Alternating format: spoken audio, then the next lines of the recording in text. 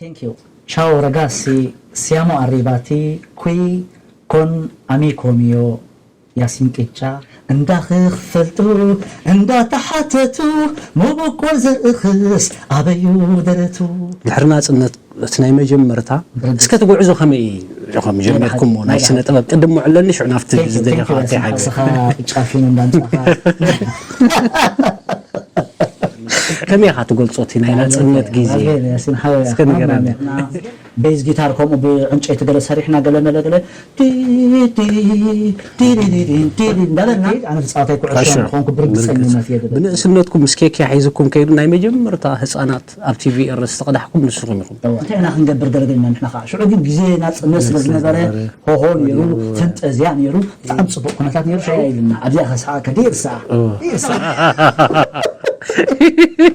እስከ ናፍቲ ናይ መድረኽ ድራማ ከመይ ኢልኩም ኢኹም ኣትኹም ሸ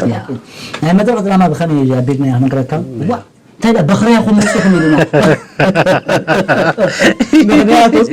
ብድሕሪኡ እቲ ካብ ምፃናዮ ማለት እዩ ሕጂ እዚ ንዕልለሉ ዘለና ሲ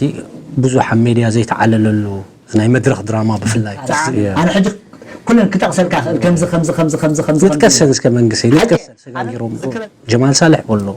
አልአሚን ዓለሙዝ ወሎ ወዱ ኸዳ ወሎ በሙሉኦም ቶም ንጽዋዖም ሳምሶን ቴኬ ወሎም ሳምሶን ኪሮስ ኩሉም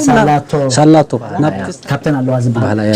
ችርስ ያ ንናይ መድረኽ ይዕለል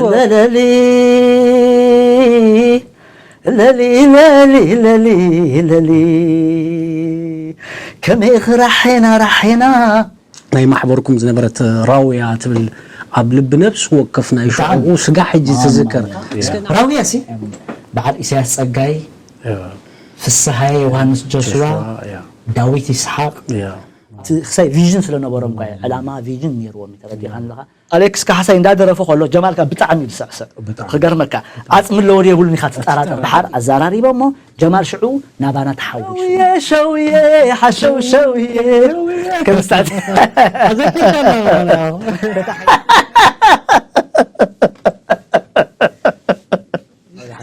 شعوب الحبر يغيروا مالتي ني عبيت قيم افتا غجله ورص درافاي زنبره انا قدامي الوص نيره تمرز قدماني نبره حجي مس اكبو خغرمكا داويت ساق ساينيو داويت ساق مارا مشالكا ايش اندي افري تمالس زغنا كيف دلو يرغاسي على راديو نوما انترفيو غير انت هون كاتسوغي كاغل مسولو انا افكار دبدابي صحفي مرقشون كو صحفني ريته كما يا سميرة بالاسمرا كزانا عزياتنا بكيدا تبشاك كما يعبي اجنعي ميتي خان ميتي اتناي موسى كلتي وي عقمي كبلو يخل تملكنا بزي فقاد راويا صنصيات خشولي خيت اتونيا جن نخلتنا تكازو بالحطه دايركتور كأحد إسبانيوي سانتياغو أسيرا زبال جروا كمي دمسوا على يسمعني خجر مكا بقى تعرف يا أخي مش هلك حجتها يخرج مش ترتقفوا عم نفسه وقف جزاءات يا بتعمي يزاربوا خوينا بتعمي يا وزو حسب كمان كيرة يا بتلفزيون لعقمي لعلو أموري زولهم تواسعتي فتنة سقمت رخيبة